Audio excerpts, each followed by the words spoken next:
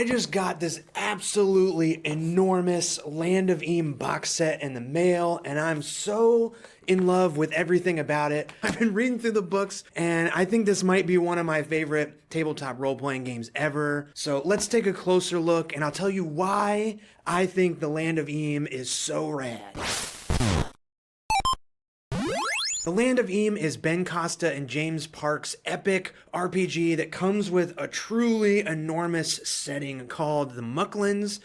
The game is billed as The Lord of the Rings meets the Muppets, and I really think that's a great way to describe this. Now, I'm going to be honest and upfront here. I've done a little bit of work for the Land of Eam.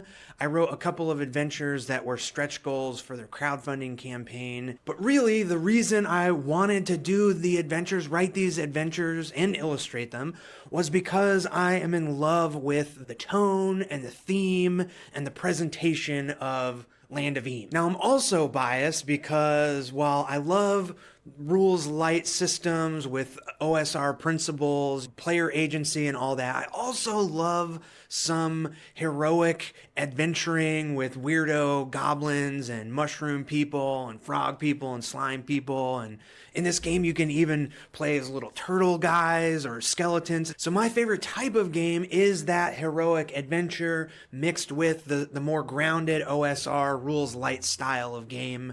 That's my jam, right? And Land of Eam is that. As I'm pulling out all this awesome stuff from the box set, you'll probably notice the artwork right away. There's some really lovely painted pieces, like this GM screen art by John Lauren, but most of the art in the books is by Ben, one of the authors, and Sean Kiernan. And if you're familiar with the stuff that I make, you'll see immediately why I love all of the artwork in these books. It's cartoony and bright and colorful, and this is how I picture fantasy worlds when I close my eyes and imagine them, right? Another awesome piece of artwork is this fold-out map.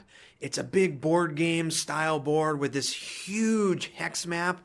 And this map is important because this game is all about exploring. You know, that's the Lord of the Rings part, right? And what I think is so cool about Land of Eam is that everything, the art, the maps, the writing, the game mechanics, the characters, the monsters, even the book layout, it's all designed to reflect that sense of exploration mixed with wacky fun, mixed with heroic adventuring. It's the exact kind of game I want to play. Even the little meeples and the dice are so fun and perfect. The dice have the little rickety Stitch skull. They're kind of like main character, the skeleton bard. His skull is in all of the dice. Everything's so thought out and just really, really cool. But okay, let's look at the core rulebook. Even though this box set has a ton of rad stuff in it, you can absolutely get away with just grabbing the core rulebook and running all kinds of fun stuff from here. I think the system is great. It's simple, but has a nice abilities system that means your characters can level up and become more heroic the more they explore. There are 6 classes: the Bard, the Dungeoneer, the Gnome, the Knight Errant, the Loyal Chum, and the Rascal. Even just from the class names, you get a sense of the tone and the style of game right away. There are so many named things in this game that are so clever. I honestly don't know how Ben and James do it. Coming up with so many names is really difficult, and these two are experts at it. If you've played D&D, you'll be able to pick up Land of Eam really quick. It's a D12 instead of a D20, but you're going to be rolling skill checks and then adding your modifier the same way that D&D works. The character creation is super fun with all the different folk options that have perks and quirks you can choose from, and there's a story section of the character creation that I think is super cool. You can choose where you're from, your backstory, your personal quest, and your relationship with the other party members. It's really simple, but I think it adds a lot, especially for long-term play. And one thing I love about the system is that they've stolen the mixed results on rolls from the Powered by the Apocalypse games. So if you get a 1 or a 2 on your roll, it's a failure. A 3 to 5 on the roll, it's a failure with a plus. A 6 to 8 is a success with a twist. A 9 to 11 is a straight success,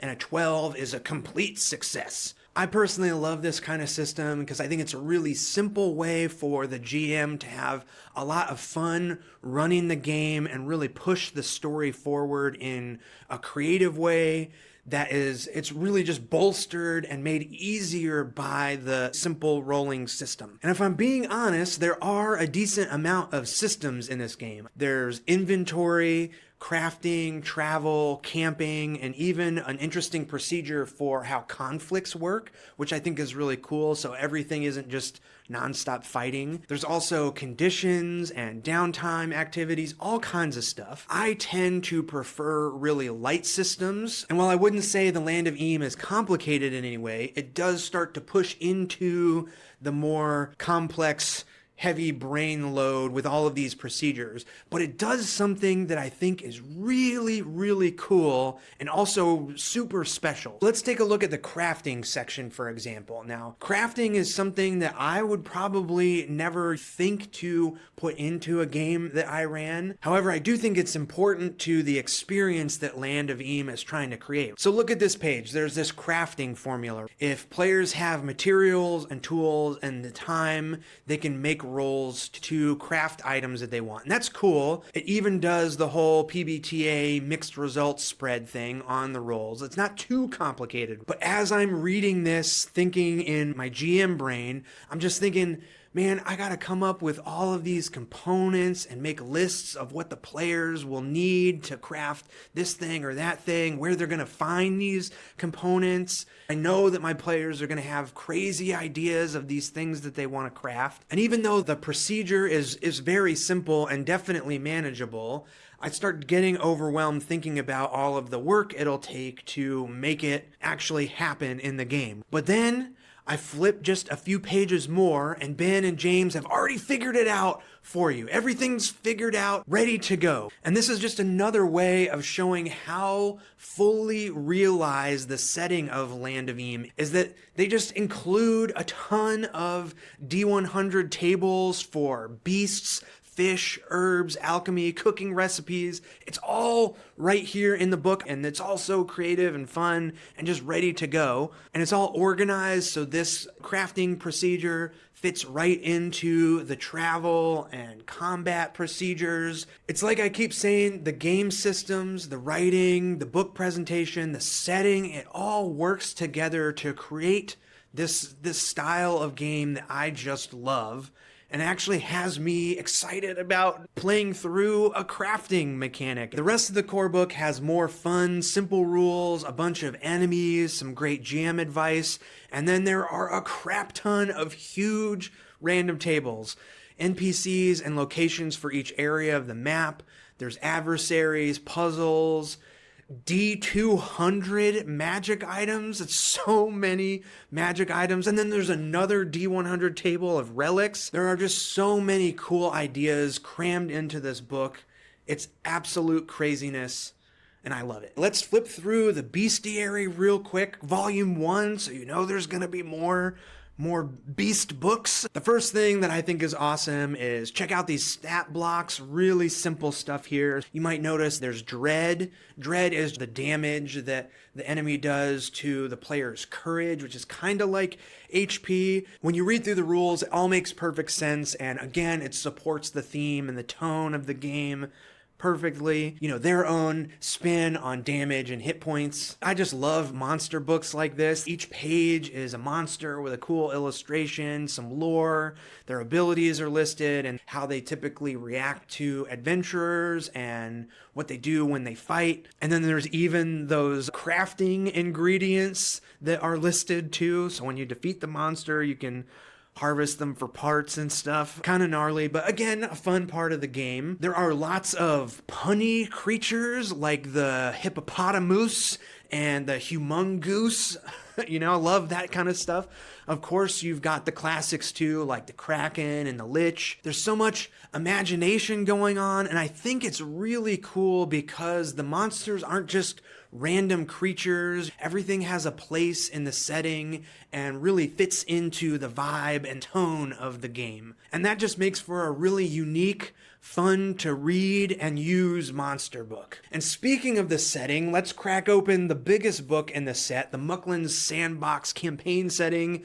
This book is so rad. Usually I would say the monster book is my favorite, but this setting book, absolutely my favorite. I can't believe it. It's over 400 pages of locations, NPCs, quest hooks. It's absolutely fully realized. Honestly, I'm kind of jealous of how awesome this book is. The Mucklands has so much going on, but none of it feels overwhelming. Like as I'm reading through it, it all seems totally manageable, even though it's this giant 400-page book. The idea is your players start at a location on the huge hex map, and you can really easily run an adventure, dropping in clues, NPCs, important locations, and weird dungeons, just by looking up the section of the hex map in the book. And really, I think this sounds like the most fun way to run an ongoing adventure. I'm just so impressed. I keep picking spots on the map that looks cool and then just flipping to that area in the book. And the layout of the book is fantastic, makes it super easy. So there are these regions of the map. Each section of the book is a region, and then it's divided into settlements, sites, points of interest, and usually they're just like a couple pages that has everything you need for each hex or location. And there's just so much stuff. There's got to be like 1,000 NPCs in here, probably 100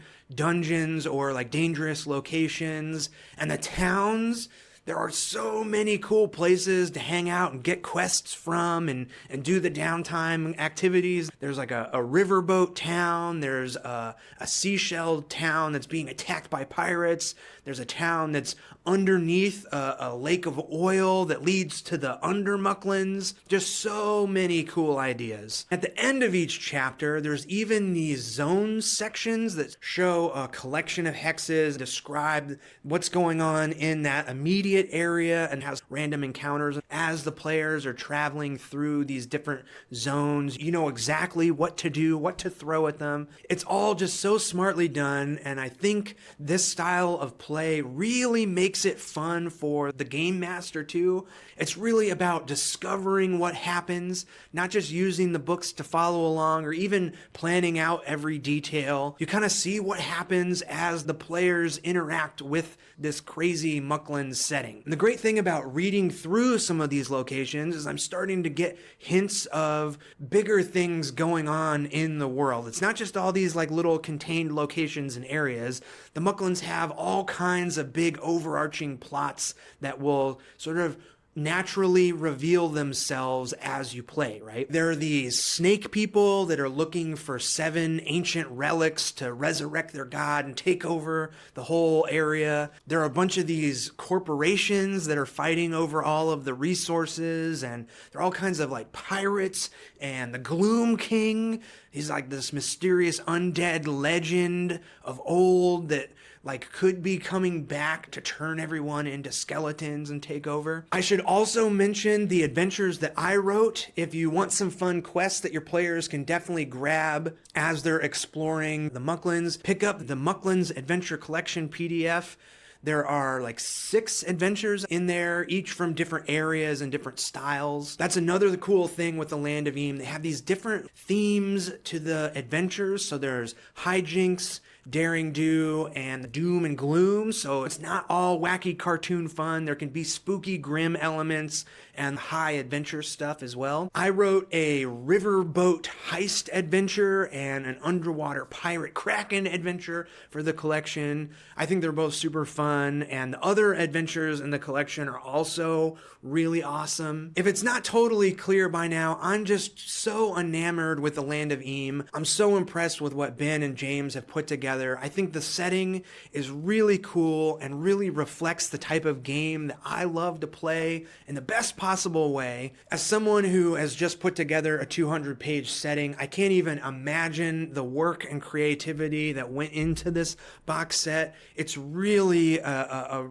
amazing accomplishment. And actually, you could totally throw Dragontown right into the middle of the Mucklands, or maybe like to the north of River Country or the Grimly Wood or something like that. It would fit right in for sure. So yeah, you can grab Land of Eam straight from the publisher, Exalted Funeral. I'll have links down in the description. Let me know what you think. If you're excited to play Land of Eam, down in the comments. Thank you so much for watching, and I'll see you in the next one. See ya!